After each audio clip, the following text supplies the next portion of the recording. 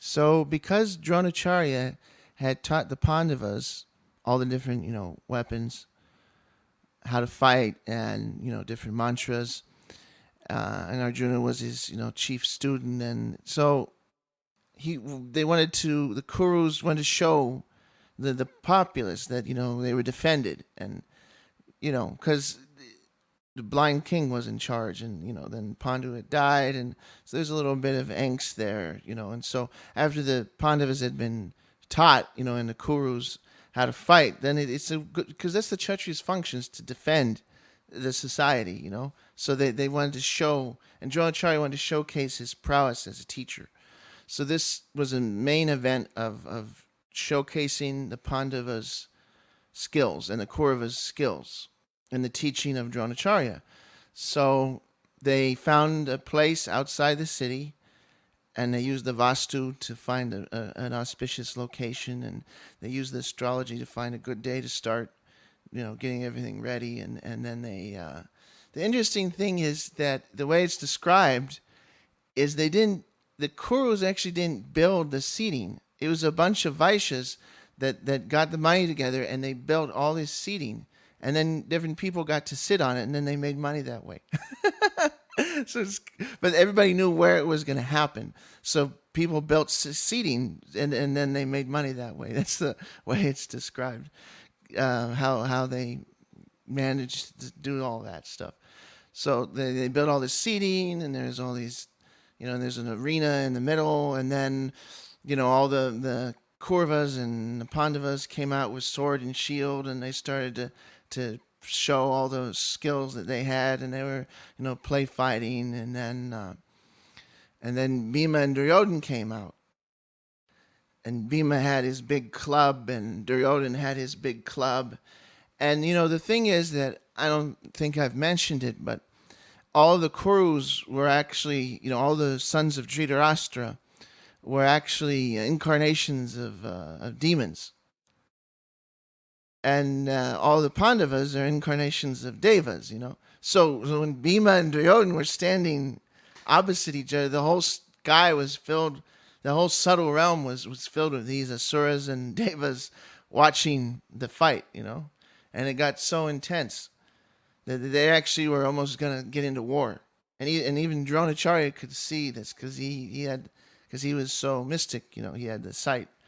And so he told Ashwatthama to get in between, because Ashwatthama was big, and they were rushing at each other, and they were ready to go into war, the Bhima and Duryodhan and the Devas and the Asuras are also waiting to fight. So when they were fighting, the whole climate was so tumultuous that Dronacharya, he said, Ashwatthama, you get in the way. So Ashwatthama got between them, and he was big. And he was covered with, he had a deer skin, and it was covered with red chandan, which is sandalwood. They make it a reddish color. And so he got in between, and he told him to stop. So that's what the way Madhvacharya describes it, because usually they say, he just got in between, but there is more finer details as far as why all this was going on. So then all of a sudden, Arjuna, Dronacharya comes and he says, "This is my star disciple." So he's the Amsha of Indra, and he will protect all the Kurus. So Arjuna comes, and he has his bow, and they have all these kind of spinning rings, and he shoots his arrows through it, and they have all kinds of very difficult targets, and he does them all. And then there's a big mechanical animals that are going around, and he would shoot them, and these different things were happening. So then he was finished, and everyone cheered, and everyone was happy. And then they heard a laugh. They heard laughter. And this big personality walked into the assembly. And he's covered with golden armor, and he had red hair and golden colored skin. And that was Karna. So now, the thing with Karna is he's a tragic hero, but it's something that people need to pay attention to in this scenario, is that This was a private display of the prowess of the fighting. So when he came in there and he started to act in this way, it was very insulting.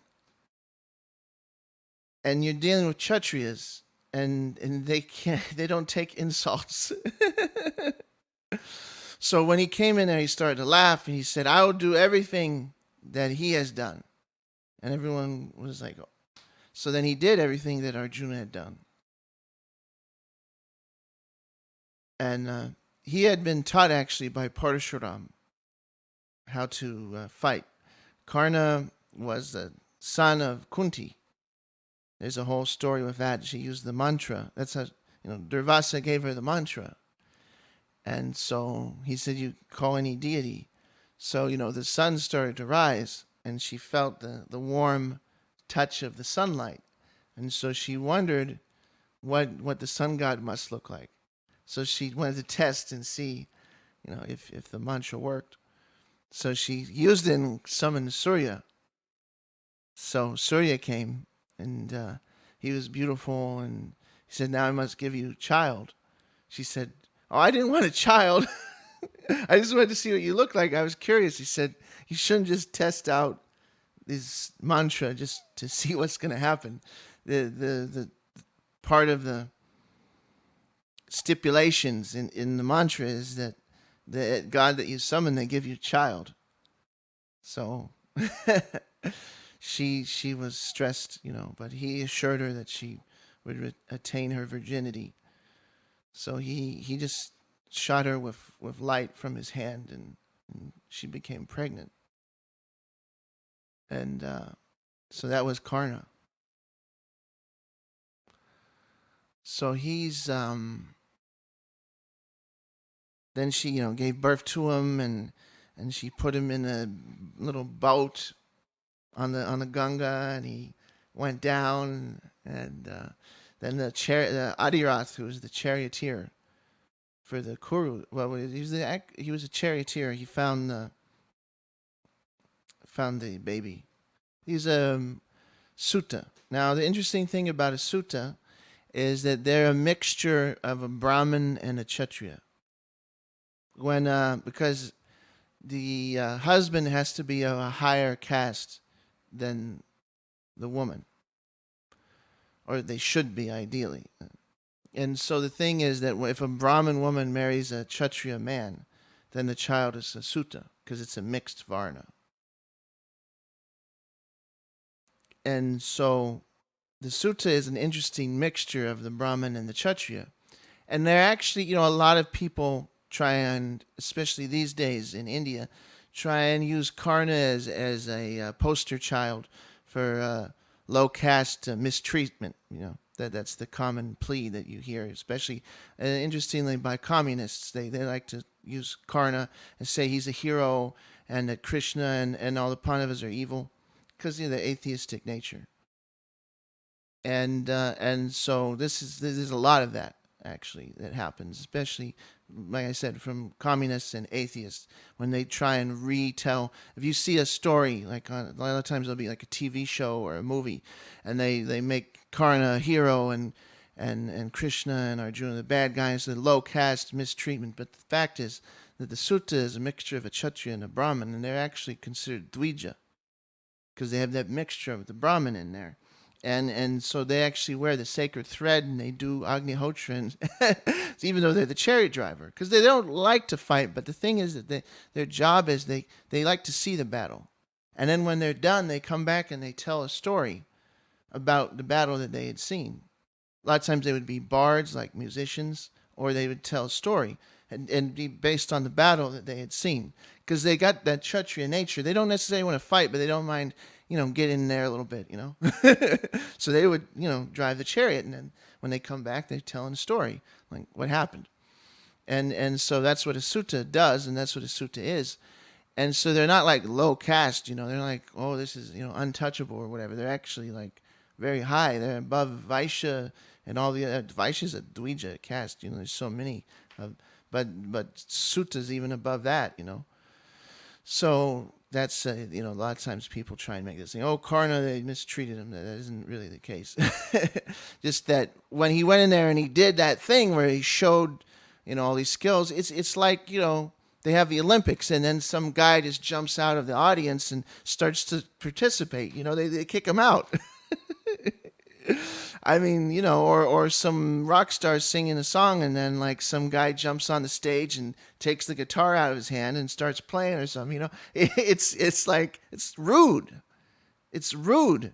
And you just don't do that in civilized society. So Karna just goes here and does this whole show. And so Bhima was offended. Everyone was offended, but Bhima especially, and Bhima doesn't control his temper. And so he was really angry. And so Kripacharya, he came forward and said, Arjuna said, I'll send you the way of the unwelcome guest, which means I'll fight you. And so Karna said, sure, I'll fight with you. So they said, this is Arjuna, the son of Pandu. What's your lineage? So then, Karna got embarrassed and he said, I'm the son of Adirav. So then Bhima made fun of him because he was mad at him. It wasn't like, he said, oh, you take the bow of his hand, give him a shovel for getting the horse shit, But that isn't the way that you would treat a sutta. I mean, there's a respect there. It's just Bhima was angry at him for the way that he had done everything. He was totally rude and disregarded all manners. So Bhima was like, yeah, if you want to act that way, sure. So seeing, Bhima's not liking him, Duryodhana's nature hating Bhima, immediately embraced him and said, oh, no, he's good. He said, and plus he saw his skills were good. And Arjuna was such a great warrior that he was kind of worried about him. So if here's somebody that can fight Arjuna, then I want him on my side. So he's like, oh no, he's good. If he has to be a Kshatriya, then I'll make him be Kshatriya, because he obviously is.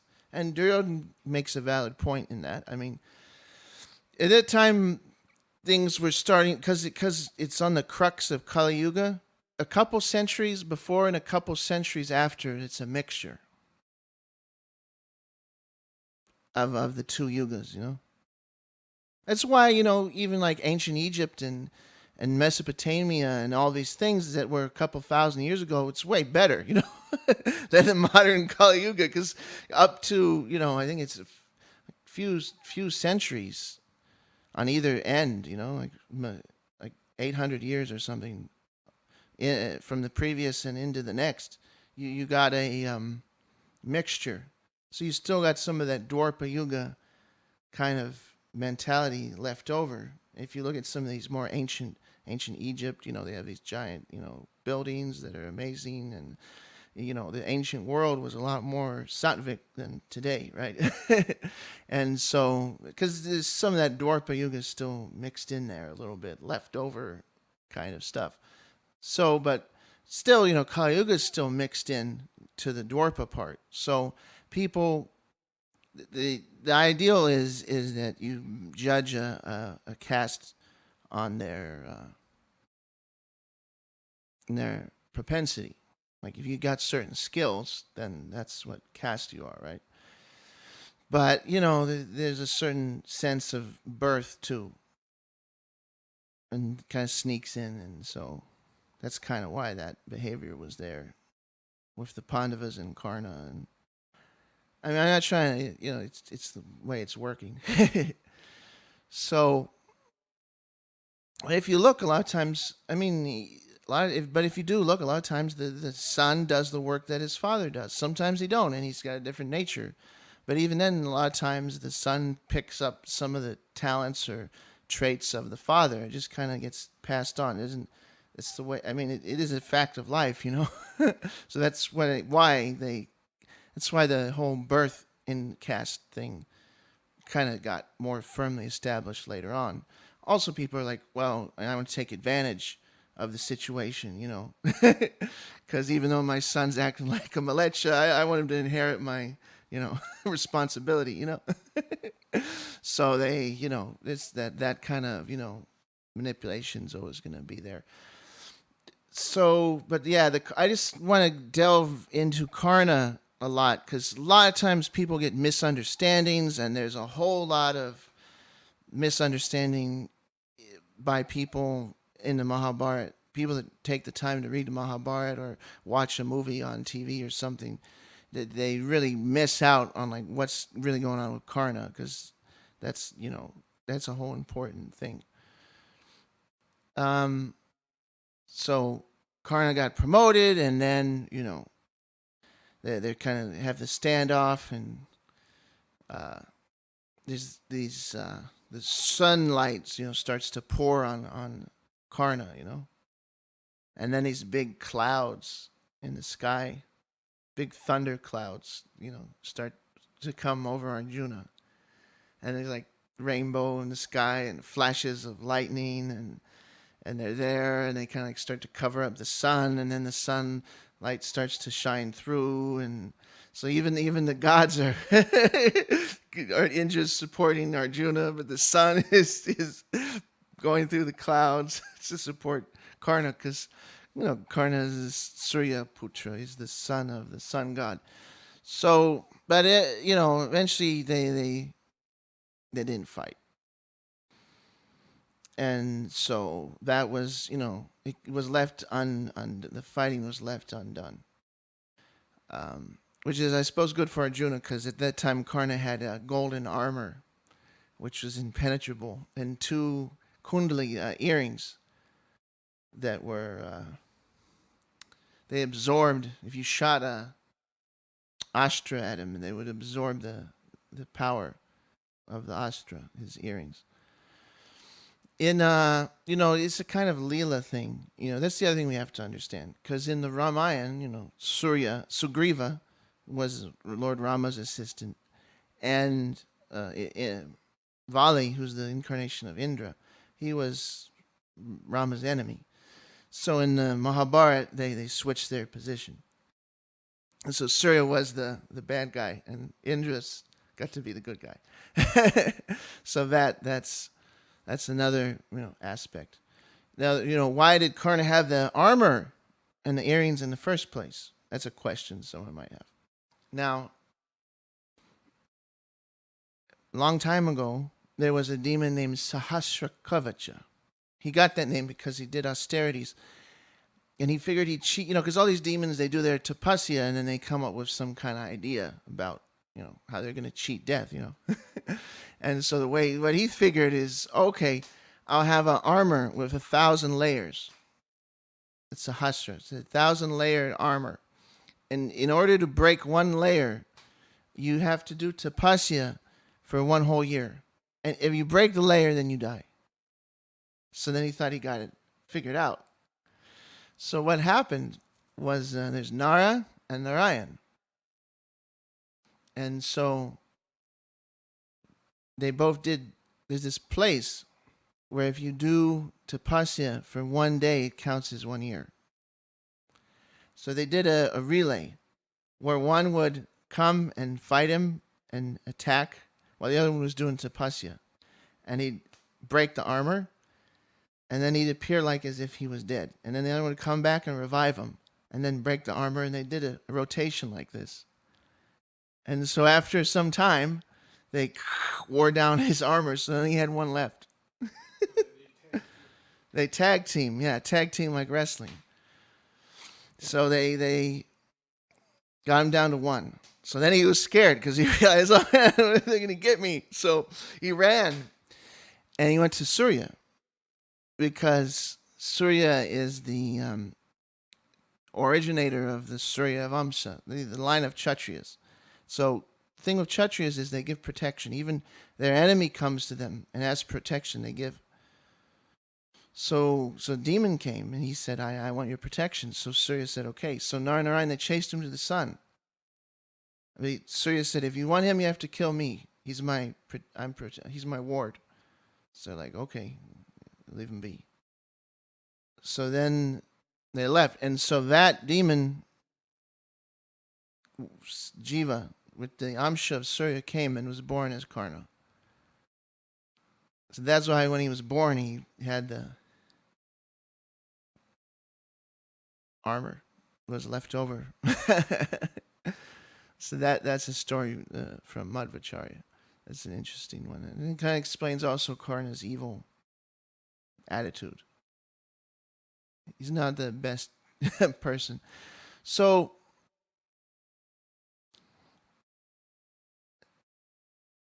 I guess that's a good place to